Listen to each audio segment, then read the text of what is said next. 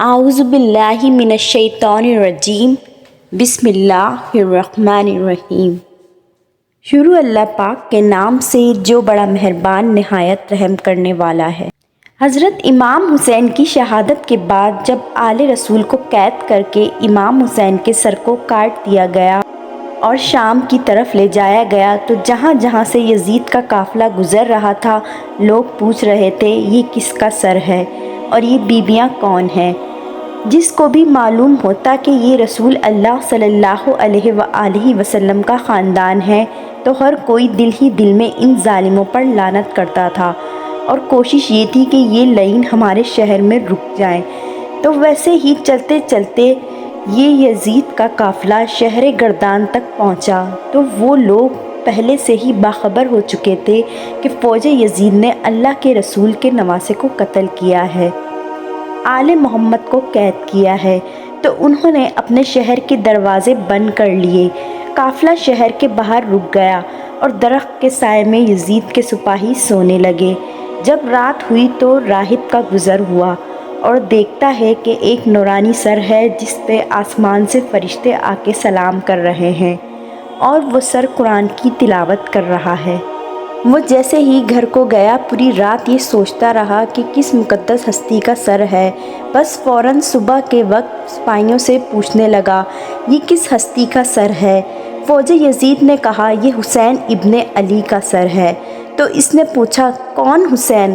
اتنے میں شمر کہنے لگا حسین فاطمہ کا بیٹا، محمد کا نواسہ۔ وہ روتے ہوئے زمین پر بیٹھ گیا اور کہنے لگا کتنے بدبخت ہو، اپنے رسول کے نواسے کو قتل کر دیا اور ان کی بیٹیوں اور نواسیوں کو قید کر کے لے جا رہے ہو۔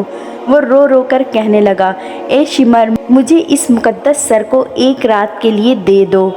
شمر کہنے لگا یہ قافلہ شام جا کے رکے گا کیونکہ ہمیں یزید سے بہت بڑا انعام ملنا ہے۔ راہب نے کہا میرے پاس 10,000 درہم ہیں، اگر ایک رات کے لیے مجھے یہ سر دے دو تو میں تمہیں دے دوں گا۔ جب آپس میں صلح مشورہ کرنے لگے اس کے بعد بات یہاں تک پہنچی کہ ایک رات ہم رکتے ہیں۔ بالآخر ان ظالموں کو 10 درہم دے دیے گئے۔ راہب امام حسین علیہ السلام کا سر لے کر اپنے گھر آ گیا اور ایک پتھر پر آ کے سر کو رکھا اور زار و قطار رونے لگا۔ اتنے میں امام حسین علیہ السلام کے سر سے آواز آئی اے راہب یاد کرو جب تم اولاد کی دعا کروانے کے لیے میرے نانا کے پاس آتے تھے اور تمہارے مقدر میں اولاد نہیں تھی، میں نے اللہ سے دعا کی تھی، اللہ نے تمہیں بیٹے عطا کیے تھے اور تم نے کہا تھا ایک مرتبہ میرے گھر آنا۔ اے راہب آج میں حسین تمہارے گھر آ گیا ہوں۔ بس جیسے ہی امام حسین کے سر سے یہ آواز سنی راہب زور زور سے رونے لگا اور کہنے لگا اے میرے حسین مجھے معاف کر دیجیے گا، اگر مجھے معلوم ہوتا تو میں آپ کے قدموں میں خود کو قربان کر دیتا۔ امام حسین نے فرمایا اے راہب اللہ کی یہی مرضی تھی کیونکہ اللہ کا دین میرے خون سے زندہ ہونا تھا۔ پوری رات وہ مولا حسین کے سر سے گفتگو کرتا رہا۔ جب صبح کا وقت قریب آیا تو راہب نے سوچا میں مولا حسین کا سر واپس کیسے کروں۔ وہ جو 7 بیٹے تھے امام حسین کی دعا سے ملے تھے ان میں سے ایک بیٹے کا سر قلم کر کے شمر کے پاس لے گیا۔ شمر نے جیسے ہی سر کھول کر دیکھا تو کہنے لگا یہ حسین کا سر نہیں۔ وہ واپس آیا، دوسرے بیٹے کا سر قلم کیا، انہوں نے وہ دیکھا اور پھر کہا یہ حسین کا سر نہیں۔ ایسے کرتے کرتے جب آخری بیٹے کا سر شمر کو دینے لگا تو شمر نے کہا راہب تو وعدہ خلافی کر رہا ہے، اگر حسین کا سر نہیں دیا تو ہم تیرے پورے خاندان کو قتل کر دیں گے۔ بس جیسے ہی واپس اپنے گھر پہنچا تو امام حسین کے سر سے آواز آنے لگی اے راہب اپنے سارے بیٹوں کے سر ان کے جسم کے ساتھ رکھ دو، اللہ کے کرم سے تمہارے سارے بیٹے زندہ ہو جائیں گے، اور میرے سر کو اٹھاؤ فوج یزید کے حوالے کر دو کیونکہ یہ اللہ کی مرضی ہے، ہمیں شام تک پہنچنا ہے اور ہر گلی ایک ایک بازار سے گزر کے قرآن کی تلاوت سنانی ہے، میری بہن زینب کو بھی خطبہ دینا ہے اور ایک ایک بازار سے گزرنا ہے، اسلام کی تبلیغ کرنی ہے۔ تو بس راہب نے اپنے تمام بیٹوں کا سر ان کے جسم پر رکھ دیا اور اللہ کے کرم سے وہ سارے کے سارے بیٹے زندہ ہو گئے۔ پھر وہ روتا ہوا امام حسین کے سر مبارک کو فوج یزید کے حوالے کر دیتا ہے اور کہتا ہے، کتنے بدبخت ہو، تم نے اپنے رسول کے نواسے کو قتل کر دیا اور ان کی بیٹیوں کو قید کر کے لے جا رہے ہو اور ان پہ ظلم کر رہے ہو۔ تمہارا یہ ظلم قیامت تک تمہارے لیے لعنت بن جائے گا۔ آج بھی اس پتھر سے خون نکلتا ہے جس پتھر پر راہب نے حسین علیہ السلام کا سر مبارک کو رکھا تھا، کیونکہ شہید کبھی مرتا نہیں اور خون ناحق کبھی جمتا نہیں اور کبھی جھکتا نہیں۔ امام حسین کا سر مبارک لے کر جب یزیدی گلیوں بازاروں میں نیزے کی نوک پر لہراتے رہے اور حلب شہر کی طرف پہنچے تو وہاں پر ایک باغ کے قریب آرام کرنے لگے۔ انہوں نے آپس میں مشورہ کیا کہ یہاں اگر کسی نے نیزے کی نوک پر حسین کا سر دیکھ لیا تو ہماری شامت آ جائے گی۔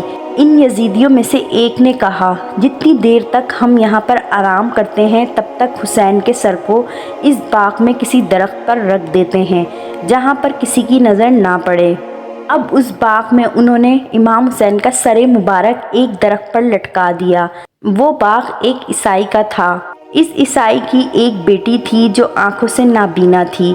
اس عیسائی نے اپنی بیٹی سے کہا، تم یہاں ٹھہرو، میں قریب شہر سے کھانا لے کر آتا ہوں۔ تمہیں نظر نہیں آتا لیکن تم الامان و الحفیظ کی صدا لگاتے جانا تاکہ کسی کو لگے یہاں پر باغ کا مالک موجود ہے اور کوئی چوری نہ کر سکے۔ باغ میں سارے یزیدی سو رہے تھے اور وہ لڑکی آواز لگاتی جا رہی تھی۔ اتنے میں اس لڑکی کے کانوں میں قرآن پاک کی تلاوت کی آواز آئی کہ کوئی سورہ یاسین شریف کی تلاوت کر رہا ہے۔ یہ لڑکی ڈر جاتی ہے اور آواز دے کر کہتی ہے کہ تم کون ہو جو چوری بھی کرتے ہو اور تلاوت بھی کر رہے ہو؟ یہ آواز دراصل امام حسین علیہ السلام کے سر مبارک سے آ رہی تھی۔ جب لڑکی نے سوال کیا تو امام علی مقام امام حسین علیہ السلام کے سر انور سے آواز آئی، میں شہید ہوں۔ لڑکی نے کہا کہ آپ کون سے خاندان سے ہیں؟ تو آپ کے سر انور سے آواز آتی ہے، میں اہل بیت اطہار ہوں۔ لڑکی نے جب یہ سنا تو بولی، اچھا آپ آخری نبی محمد صلی اللہ علیہ وآلہ وسلم کی آل میں سے ہو؟ کاش میری آنکھیں ہوتیں تو میں آپ کو دیکھتی کہ جتنی پیاری آواز میں آپ تلاوت کر رہے ہیں آپ کا چہرہ بھی اتنا ہی حسین ہے۔ یہ بات کرتے کرتے لڑکی اس درخت کے نیچے آ گئی جس درخت کے اوپر امام علی مقام امام علیہ السلام کا سر مبارک لٹکا ہوا تھا۔ لڑکی نے جب اپنا چہرہ آسمان کی طرف اٹھایا تو سر انور سے خون کا ایک قطرہ اس لڑکی کی آنکھ میں آ کر گرا۔ اس لڑکی نے اپنی آنکھ کو ملنا شروع کیا تو ایک آنکھ سے نظر آنا شروع ہو گیا۔ لڑکی رو کر عرض کرنے لگی، جہاں ایک آنکھ عطا کر دی ہے دوسری بھی عطا فرما دیں۔ اتنے میں سر انور سے خون کا ایک اور قطرہ اس کی دوسری آنکھ میں آ کر گرتا ہے تو لڑکی کی دوسری آنکھ بھی روشن ہو جاتی ہے۔ لڑکی نے جب امام حسین علیہ السلام کے سر مبارک کو دیکھا تو آنکھوں سے آنسو جاری ہو گئے کہ امام حسین علیہ السلام جیسی ہستی کے ساتھ ان بدبختوں نے یہ کیا کیا ہے۔ ادھر لڑکی کے دل میں خیال آیا، سب سے پہلے اپنے باپ کو دیکھے جس نے مجھے پیدا کیا ہے۔ اب لڑکی باغ سے باہر کی طرف جانے لگی تو دیکھا کہ لڑکی کا باپ کھانا لے کر آ رہا ہے۔ باپ نے اپنی بیٹی کو دیکھا تو ڈرتے ہوئے بولا کہ بیٹی آرام سے چلو، کہیں گر نہ جانا کیونکہ تمہیں نظر نہیں آتا۔ بیٹی نے جواب دیا، بابا جان آپ دھیان سے چلیں، مجھے تو آنکھیں واپس مل چکی ہیں۔ اور لڑکی نے سارا قصہ اپنے باپ کو کہہ کر سنایا۔ یوں باپ اور بیٹی امام حسین علیہ السلام کے سر انور کی کرامت سے کلمہ پڑھ کر مسلمان ہو گئے۔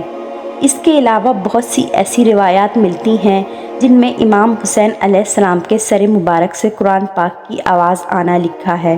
اس لیے کہتے ہیں کہ کیا لکھیں یہ عام قلم تیری شان یا حسین، لکھ سکتا ہے قرآن تیری شان یا حسین۔